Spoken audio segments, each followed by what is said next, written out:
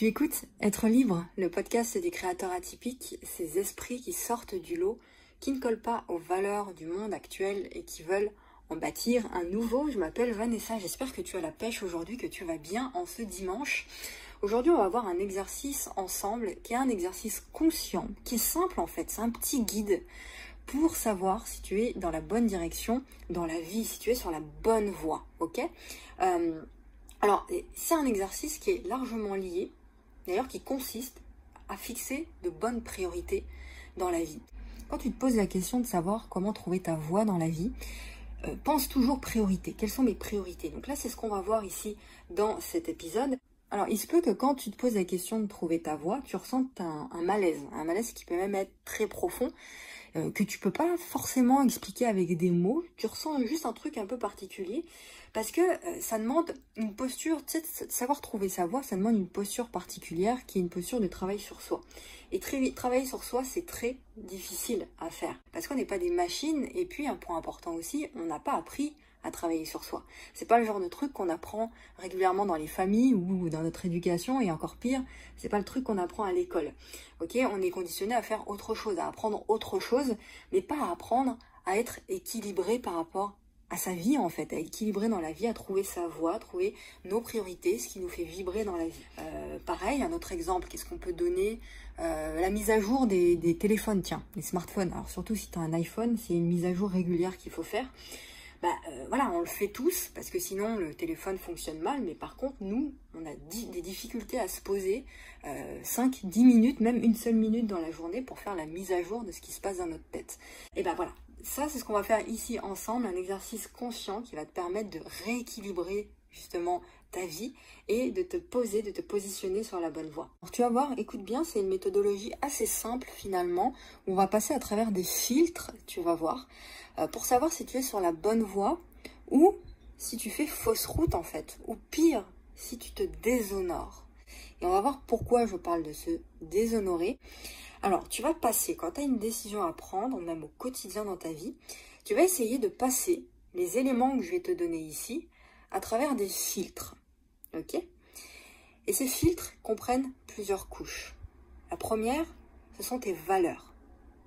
La deuxième, tes objectifs. Et la troisième, tes actions. Alors, je vais te montrer comment se passent ces filtres-là. La première question que tu vas te poser pour savoir si tu passes à travers ces filtres-là, valeurs, objectifs, actions, c'est est-ce que mes actions au quotidien sont en accord avec mes valeurs? Est-ce que mes actions sont en accord avec mes valeurs? Je t'invite à prendre des notes par rapport à ça. Tu peux écouter l'épisode jusqu'à la fin, ce petit guide-là que je vais te donner jusqu'à la fin. Et ensuite, tu vas reprendre tout ça et répondre à ces questions que je vais te poser.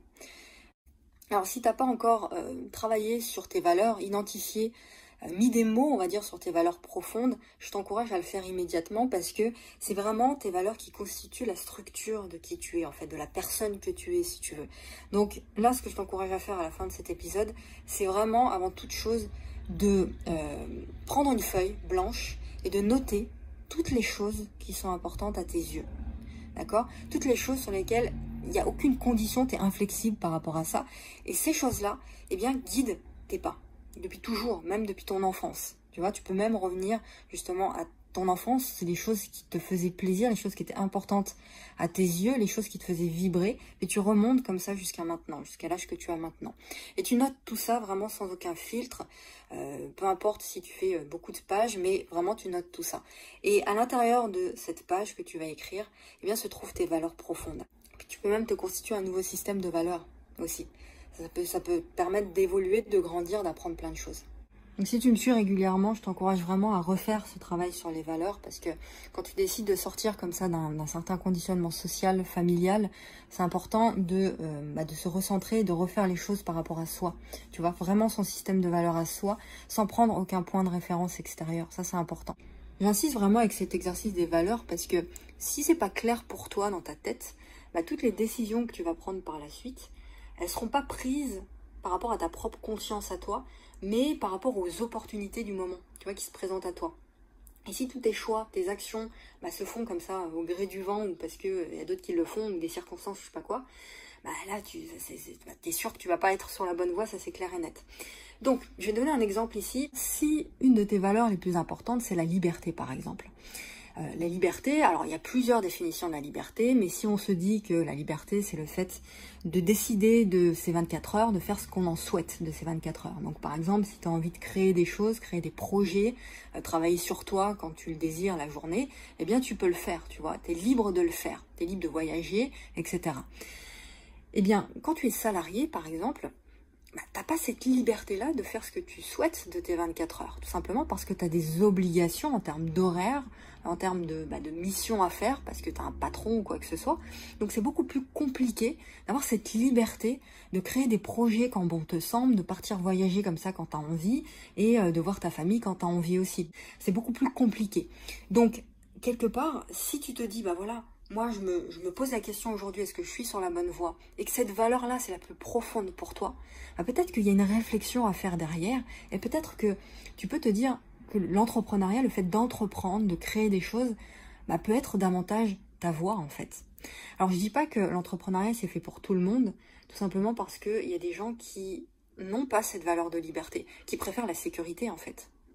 Et donc, la sécurité de l'emploi rentre dans cette forme de sécurité qui représente leur valeur. Donc ces gens-là sont très bien en tant que salariés. Donc c'est pour ça que c'est vraiment important de définir tes valeurs profondes.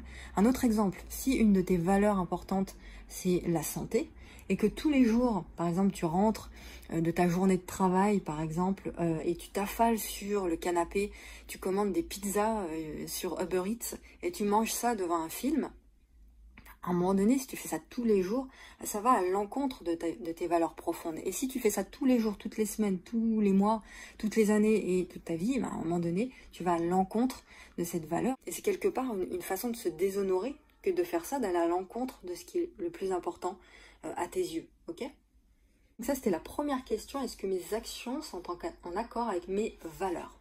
Ensuite, la deuxième question, c'est est-ce que mes actions soutiennent mes objectifs? Et là, tu vois, on sera passé à travers ces 3 couches qui sont valeurs, objectifs, actions. Alors là, évidemment, ça demande, alors c'est pas facile non plus, ça demande de réfléchir sur un minimum, en tout cas, sur ce que tu veux dans la vie. Alors je sais que c'est un exercice assez difficile à faire, ça, se fixer des objectifs, parce qu'on ne sait pas forcément toujours comment faire pour se fixer des objectifs. Est-ce qu'on doit s'en fixer tous les jours, tous les 3 mois, tous les 5 ans, tous les 10 ans, tous les 25 ans? On entend tout et n'importe quoi par rapport à ça.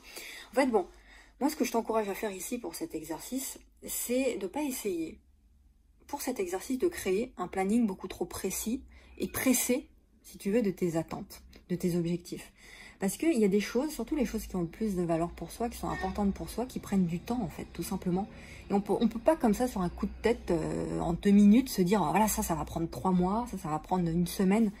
Voilà, on peut pas savoir tout ça, en fait. Puis parfois, ça prend plus de temps que ce qui était prévu, et inversement.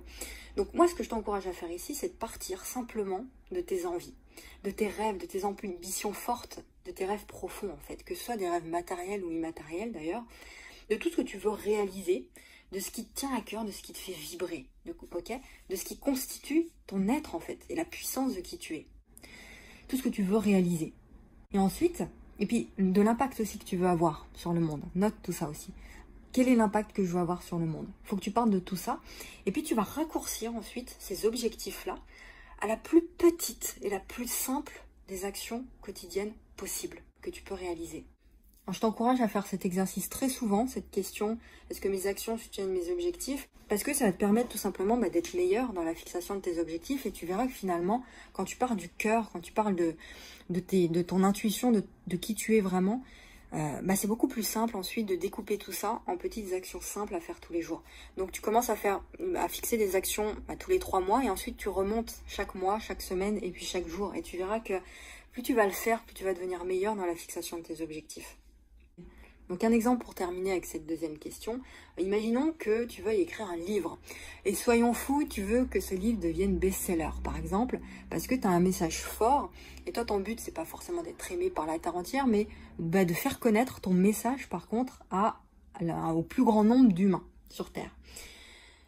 tu sais très bien que va falloir que tu planifies tout ça. Donc la première des choses que tu vas faire, c'est de savoir le plan de ton livre, écrire ton livre, le publier, savoir où est-ce que tu vas le publier, etc. Et puis si tu veux le faire publier partout et le faire lire par un plus grand nombre d'êtres humains, il va falloir que tu traduises ce livre dans plusieurs langues, que tu promotionnes le livre, que tu fasses des vidéos, peut-être que tu te fasses interviewer à droite à gauche, que tu fasses des vidéos en plusieurs langues, ou que tu fasses des conférences, que tu fasses traduire tout ça. Enfin voilà, donc il faut que ce soit très clair dans ta tête. Et puis, ces objectifs, à moyen terme par exemple, à court, moyen et long terme, tu vas les découper en micro-actions quotidiennes qui vont être super efficaces. Comme ça, tu sauras précisément qu'est-ce que tu dois faire ce jour-là. Voilà, pour faire de ton livre un best-seller en fait. Et si cet objectif d'écrire ton livre et d'en faire un best-seller, c'est un objectif hyper important pour toi, c'est ta vie, eh bien tu sais que tu vas pas te déconcentrer par rapport à ton objectif et que tu vas vraiment rester focus et concentré. Donc voilà par rapport à ces exemples, ces quelques exemples, j'espère que tu commences vraiment à mieux comprendre ce que ça signifie que de se fixer des priorités et comment faire pour appliquer les filtres qu'on a vus ensemble à travers ces 2 questions au quotidien pour être beaucoup plus heureux. Parce qu'on parle de ça ici, d'être heureux. Parce que c'est toujours du bonheur dont il est question ici, parce que quand tu as l'impression d'aller à l'encontre de tes valeurs, à l'encontre de ce qui est important pour toi et de tes objectifs, c'est aller dans la direction opposée de tes rêves en fait. Donc tu finis par être triste et de passer des journées qui ne sont pas les tiennes. Donc voilà, ajuste tes priorités, fais des bons choix même si c'est difficile et puis bouge, passe à l'action pour les réaliser. J'espère que ça t'a aidé ce petit guide pour savoir si tu es sur la bonne voie dans la vie. N'hésite pas à le partager si tu penses que ça peut aider au moins une personne sur tes réseaux sociaux, par email. Et puis si tu veux aller plus loin par rapport à ça, ce que je t'invite à faire, c'est de dérouler la description en dessous de cet épisode. Tu vas trouver plusieurs liens, notamment le lien vers ma lettre privée, puis vers un défi aussi gratuit. Ce sont des ressources entièrement offertes. Tu as juste à cliquer dessus pour voir tout ça. Et puis on se retrouve la semaine prochaine pour un nouvel épisode du podcast Être Libre. Prends soin de toi et à la semaine prochaine.